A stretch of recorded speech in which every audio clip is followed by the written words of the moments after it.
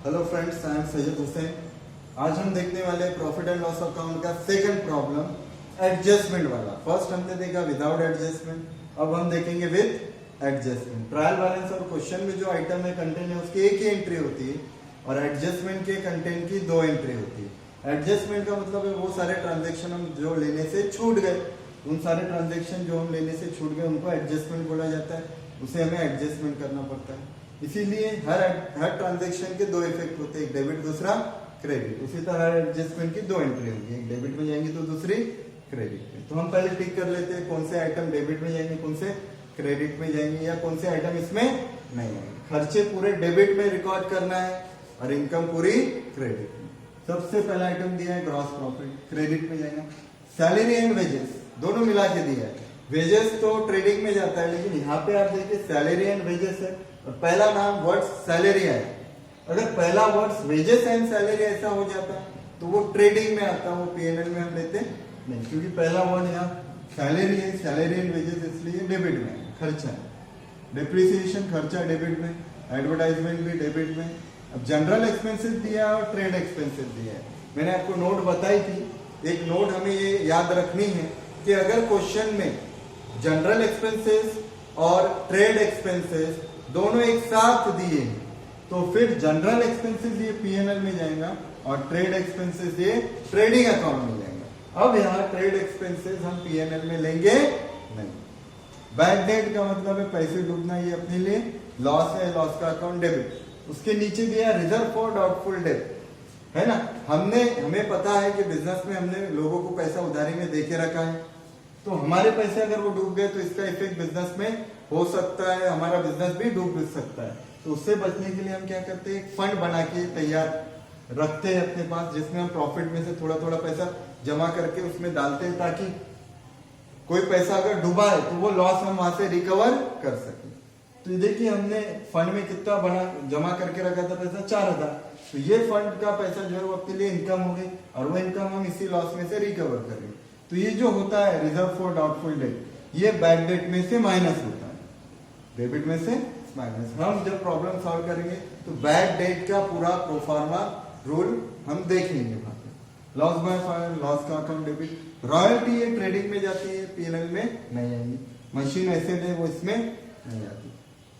तो ये डेबिट के आइटम पूरे हो गए और कुछ वो कंटेंट जो आते नहीं हमने कट करते। अब देखिए एडजस्टमेंट। सबसे पहले दिया आउटस्टैंडिंग सैलरी। मैंने आपको बताया था पहले भी कि आउटस्टैंडिंग हमेशा क्या होता है, प्लस। आउटस्टैंडिंग का मतलब है अनपेड। आउटस्टैंडिंग खर्चे पहली एंट्री क्या हो जाएंगे, ऐड हो जाएंगे रिलेटेड खर्चे में, और दूसरी एंट्री जाती है इसकी लायबिलिटी में, क्योंकि हमें सिर्फ पीएनएल बनाना है इसलिए हम एक ही एंट्री लेते हैं। दूसरी बात है प्रीपेड एडवर्टाइजमेंट। और प्रीपेड क्या होता है, माइनस एडवर्टाइजमेंट से प्रीपेड एडवर्टाइजमेंट हम माइनस कर देंगे। नीचे दिया 2000 रुपए write off as bad debt. 2000 रुपए और डूब गए, ये ऊपर भी बैड डेट है और नीचे भी है।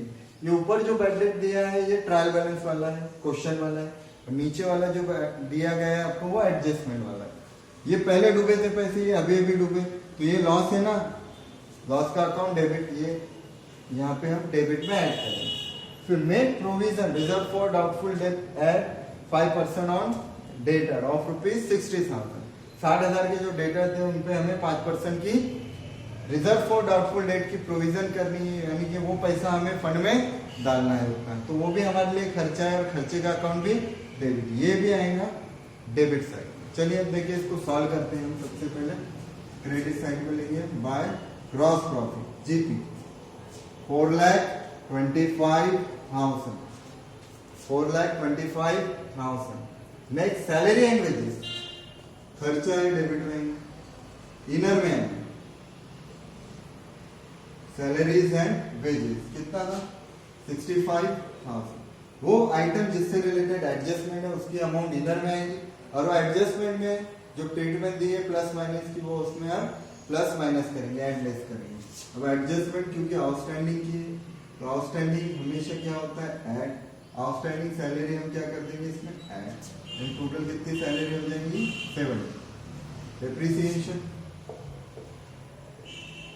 खर्चा है डेबिट में, डेप्रिसिएशन है 25,000। इसके बाद है एडवर्टाइजमेंट खर्चा, ये भी इनर में। एडवर्टाइजमेंट कितना है 35,000। क्या है एडवर्ट इसकी एडजस्टमेंट सेकंड वाली है प्रीपेड और प्रीपेड क्या होता है माइनस प्रीपेड एडवर्टाइजमेंट 10,000 जो इस साल का खर्चा नहीं था, जो आगे साल नेक्स्ट ईयर के खर्चे थे हम इसी साल में पेड करते थे, उसको बोला जाता है प्रीपेड। क्योंकि इस साल का नहीं हो इसलिए हम वो माइनस करते हैं, प्रीपेड एक्सपेंसेस माइनस होगा। इसके बाद दिया है जनरल एक्सपेंसेस,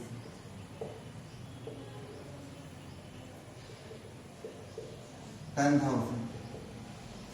ट्रेड एक्सपेंसेस इसमें हम लेंगे नहीं।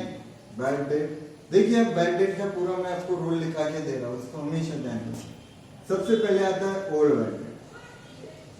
ओल्ड मतलब ये कहा दिया रहेगा ट्रायल बैलेंस में क्वेश्चन है, जो यहाँ दिया है आपको 5,000 है ना। तो ध्यान से देखना है आपको, क्योंकि गलती बैड डेट के ही एडजस्टमेंट में होती है ज्यादातर। इसमें बंदे गलती करते हैं, स्टूडेंट गलती करते हैं। आपको ये गौर से देखना है कि किस तरह का पूरा रूल आता है बैड डेट का। सबसे पहले आएगा ओल्ड बैड डेट, जो मैंने आपको बताया ओल्ड मतलब क्या दिया रहेगा ट्रायल बैलेंस में। इसमें ऐड होगा न्यू बैड डेट, इसमें ऐड होगा न्यू बैड डेट। अब न्यू मतलब ये क्या दिया रहेगा एडजस्टमेंट। देखिए एडजस्टमेंट में भी दिया है ₹2,000 written off as bad debt. Bad debt और रिजर्व फॉर डाउटफुल डेट दोनों में फर्क है। बैड डेट का मतलब पैसे डूबना, रिजर्व का मतलब है जो पैसे डूबने वाले आएंगे उसके लिए प्रोविजन करके रखना। तो यहाँ पे 2,000 रुपए बैड डेट के दिए, इसमें ऐड हो जाएंगे। फिर इसमें ऐड होता है न्यू आरडीडी, रिजर्व फॉर जो डाउटफुल डेट है ना, उसको शॉर्टकट में लिखा जाता है आरडीडी। और न्यू का मतलब होता है एडजस्टमेंट, वो एडजस्टमेंट में दिए हमें रिजर्व फॉर डाउटफुल डेट कितना मेंटेन करना है 5%। किस पे? ये हमेशा यहाँ गलती होती है, इसलिए आपको देखना है कि 5% जो निकलेगा वो डेटर पे तो बोला, लेकिन कौन से डेटर पे हम निकालेंगे उसे ध्यान में रखिए आप। देखिए यहाँ तो डेटर है 60,000 है ना, डेटर थे जरूर 60,000 के, लेकिन इसमें सबसे पहले माइनस हो जाएगा न्यू बैड डेट। अभी अभी पैसे डूब गए ना हमारे 2,000, ये जो न्यू बैड डेट है इसमें दिया, सबसे पहले डेटर में से न्यू बैड डेट माइनस करेंगे और माइनस करने के बाद जो बैलेंस आया डेटर का उस पे निकालेंगे हम आरडीडी 5%। आरडीडी ये 5% 60,000 पे नहीं निकालना है।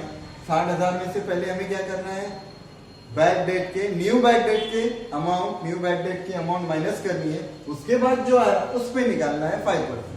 अब यहाँ 58,000 पे हम निकालेंगे 5%, 2800 कितना हो रहा है, 10% हो रहा है इसका 5,800।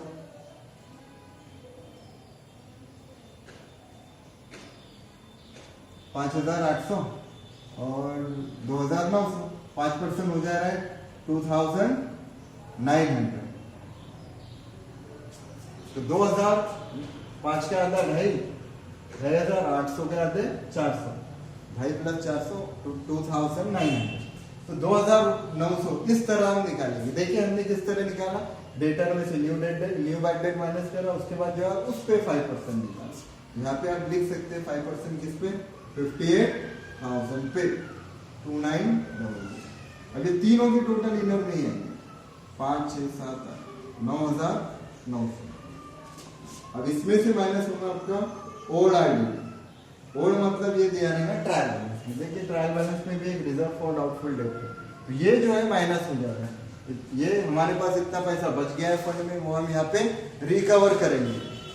ठीक है, तो ये 4,000 यहाँ पे क्या होगा, माइनस हो जाएगा। अब आउटर में आएगा 5,900। इस तरह बैड डेट की ट्रीटमेंट हमें देनी है। सबसे पहले क्या करना है, ओल्ड बैड डेट लेना है, फिर न्यू बैड डेट लेना है, फिर न्यू आरडीडी लेना है एज पर एडजस्टमेंट, और इसमें से माइनस होगा ओल्ड आरडीडी। ये रूल आपको याद रखना है। बच्चे स्टूडेंट यहीं पे गलती करते हैं, आपको गलती नहीं करनी है। सबसे पहले ओल्ड ले ट्रायल बैलेंस, फिर ऐड न्यू एडजस्टमेंट, फिर न्यू आरडीडी एडजस्टमेंट और माइनस ओल्ड आरडीडी। ये सब माइनस प्लस करने के बाद आउटर में हम अमाउंट निकालेंगे। तो इस तरह बैड डेट की एडजस्टमेंट हमें लेनी है। इसके बाद और कुछ बचा है क्या, हाँ एक बचा है item, loss by 5, 2 loss by 5। Loss by fire कितना है 13,000, ये लॉस है, लॉस का अकाउंट ले लो। अब हो गया पूरे आइटम हम ले लिए। अब यहाँ पे हम निकालेंगे कि खर्चे ज्यादा है कि इनकम, क्रेडिट की टोटल ज्यादा आ रही कि डेबिट की ज्यादा आ रही। देखिए क्रेडिट में तो क्रेडिट की टोटल 4,25,000 है, 4,25,000 है।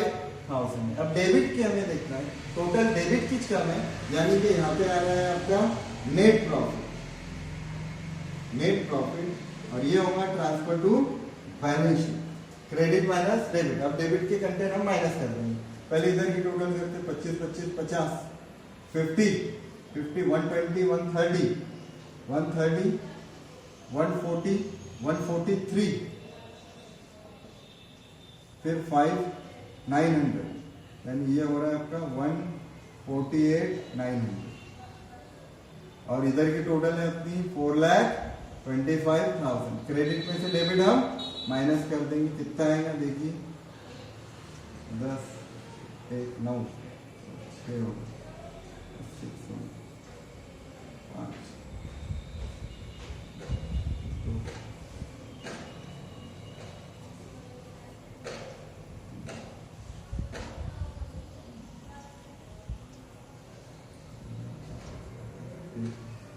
5, 5 और 7, 15, नहीं 2 आना चाहिए ना, 2, 5, 5 और 7, 7 आना चाहिए।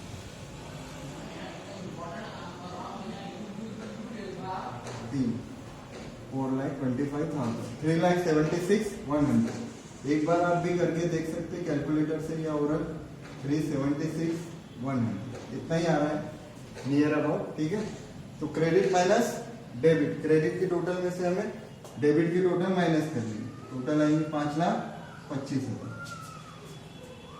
4,25,000, 4,25,000, 4,25,000, इसे इरेज कर देना है। ये वर्किंग नोट है, आप पीछे बना सकते हैं इसको इस तरह, किसी रफ साइड में आप बना ले, इस तरह बनेगा ये profit and loss account with adjustment loss. Thank you.